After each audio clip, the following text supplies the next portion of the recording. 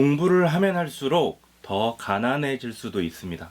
우리가 이렇게 되지 않기 위해서 우리는 무엇을 염두에 두어야 할지 말씀드리도록 하겠습니다. 저는 제로 창업의 신태순입니다.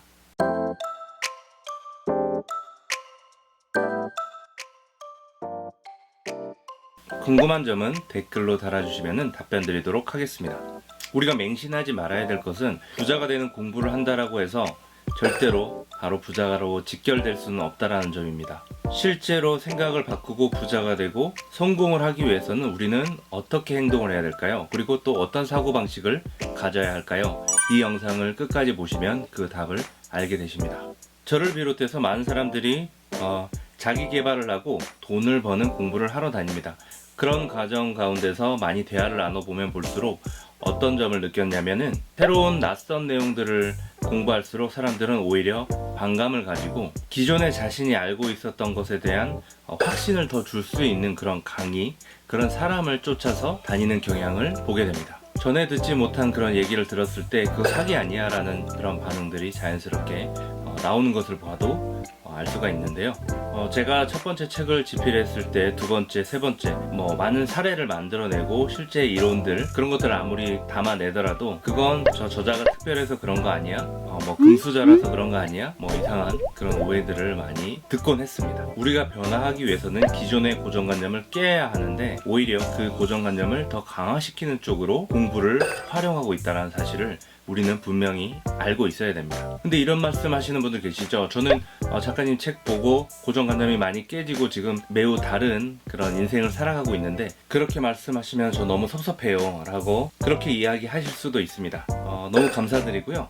그런데 하나 질문 드리고 싶은 게 있습니다. 지금 그 낯선 행동들, 고정관념을 깨뜨리는 행위를 하면서 마음속에서 전혀 불안이 없으신가요? 오로지 확신에만 차서 그 고정관념을 깨뜨리고 계신가요?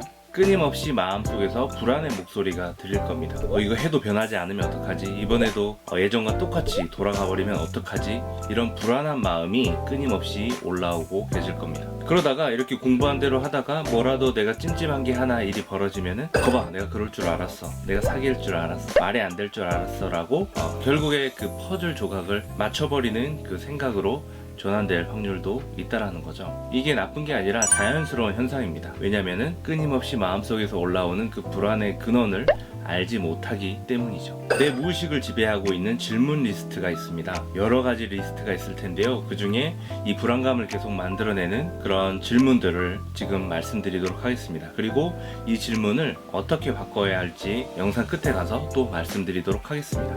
자, 질문 리스트인데요. 어떻게 하면 공과금을 다 내고 남을 만큼 벌 수 있을까? 어떻게 하면 안 잘리고 회사에 오래 버틸 수 있을까? 왜 나한테는 나쁜 일만 생기는 걸까? 왜 나는 결혼을 잘 못해서 이런 배우자랑 사는 걸까? 아이들은 왜 내가 사랑하는 것을 몰라줄까? 나는 살 빼는 게 왜 이렇게 힘든 걸까? 돈 모으기가 왜 이렇게 힘든 걸까? 왜 이렇게 열받는 일이 많이 생기는 걸까? 자, 이런 질문들을 주도적으로 하진 않겠지만은 내가 무슨 새로운 일을 하려고 할 때마다 우리 마음속에서 무의식적으로 올라오는 그 질문 리스트를 지금 말씀드린 겁니다. 우리가 아무리 새로운 자극을 넣고 공부를 하더라도 우리 무의식에서 계속해서 이런 질문이 오면은 그에 맞춰서 답변을 하고 행동을 그쪽으로 맞춰갈 수밖에 없습니다. 그리고 새로운 것들을 튕겨낼 수밖에 없습니다. 그렇다면 우리는 이 질문들이 어디서부터 왔는지를 연구할 필요가 있는데요.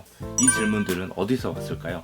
나의 부모님, 그리고 나의 선생님, 그리고 내 주변의 친구들, 내 어린 시절을 함께했던 사람들, 그리고 미디어, 언론에서 나오는 그런 부정적인 이야기들, 그것들이 바로 이 질문을 만들었습니다. 무의식의 대부분을 지배하는, 무의식에 영향을 끼치는 그 어린 시절의 대부분을 이런 식의 질문들이 나올 수밖에 없는 환경이 대한민국에는 조성이 되어 있습니다. 우리가 아무리 뼈를 깎는 노력을 하더라도 무의식에서 계속해서 이런 질문을 던지고 방향을 그쪽으로 틀기 때문에 우리는 바뀌지 않는 겁니다.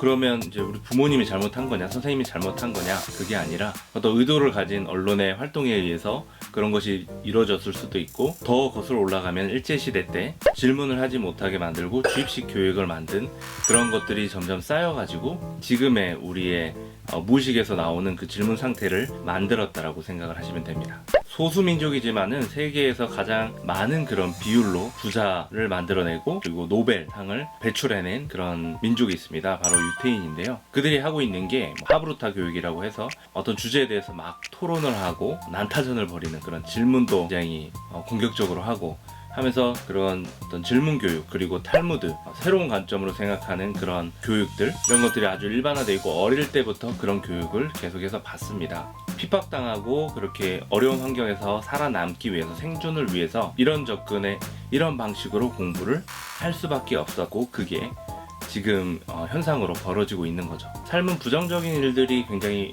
많이 벌어질 수밖에 없는데, 그 가운데서 내 중심의 질문을 그걸 긍정적으로 끌어가는 그런 무의식을 심어 놓는다라고 하면은 계속해서 변화할 수 있는 그런 기회들을 맞이할 수밖에 없는 거죠. 유태인들은 그런 것들을 이뤄냈다라고 보시면 되고요. 한번 둘러보십시오. 한국에서는 어떤 얘기가 나와도 부정적으로 반응하는 식으로 질문이 나올 수밖에 없습니다. 누구와 대화를 하더라도. 부자에 대한 인식도 별로 좋지 않고요. 그렇지 않나요? 일제시대 때 교육을 받으면 질문을 하면 안 되죠. 새로운 생각을 하면 안 됩니다. 반기를 들면 안 되거든요. 공동체를 깨트리는 행동을 하면 안 됩니다. 그렇기 때문에 우리는 철저히 그냥 주입식으로만 교육을 받았고, 어차피 내가 새로운 거를 말해도 세상은 바뀌지 않아 라고 하는 그런 것들이 굉장히 무의식 속에 뿌리 깊게 박혀져 있고, 그런 것들이 대대로 내려와서 우리 현재를 결정을 하고 있다는 겁니다.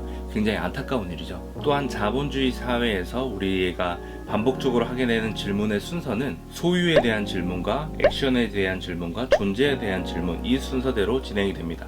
이게 무슨 말이냐면, 내가 갖고 싶은 게 무엇인지, 그것을 위해서 어떤 행동을 해야 하는지, 그래서 나는 어떤 사람인지, 이렇게 내 존재가 마지막에 결정이 된다는 겁니다. 내 소유에 의해서 내 존재가 결정되는 방식입니다. 그 작디 작은 소유에 우리의 존재를 우겨 넣는 건데요.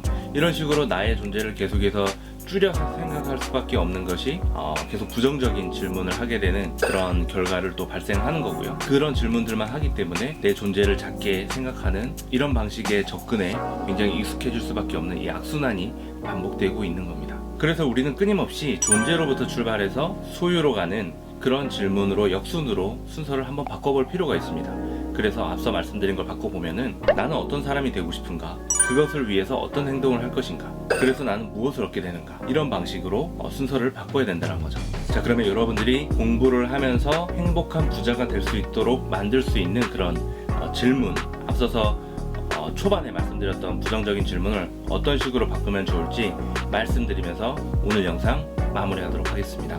어떻게 하면 공과금을 다 내고 남을 만큼 벌 수 있을까? 라는 질문은 어떻게 하면 수입을 2배로 만들 수 있을까?로 계속 치환해보는 연습. 어떻게 하면 회사에서 안 잘리고 월급을 올릴 수 있을까? 이 질문은 어떻게 하면 좋아하는 일을 하면서 10억씩 벌 수 있을까? 라는 질문으로, 왜 나한테는 계속 나쁜 일만 생기는 걸까? 라는 질문이 올라올 때, 내 삶은 나에게 이 사건을 통해서 무엇을 알려주려고 하는 것일까? 라는 질문으로 치환하는 것. 왜 이렇게 배우자와 잘 지내기가 어려운 걸까? 라는 질문은 어떻게 하면 배우자와 더 잘 지낼 수 있을까?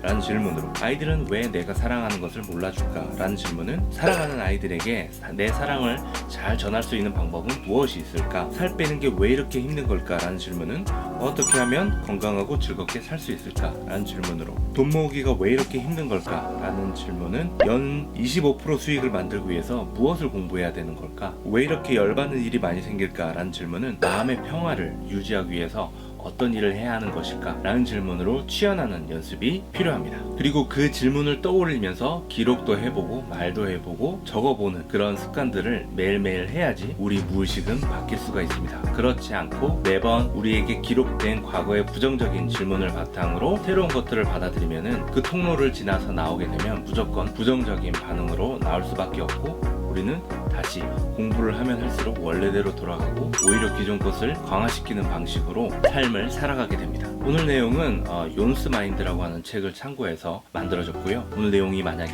여러분들한테 도움이 되었다라고 한다면은 많이 공유를 해주시고요. 좋아요와 구독하기로 많이 힘을 보태주십시오. 다음 영상에서 또 뵙도록 하겠습니다. 감사합니다.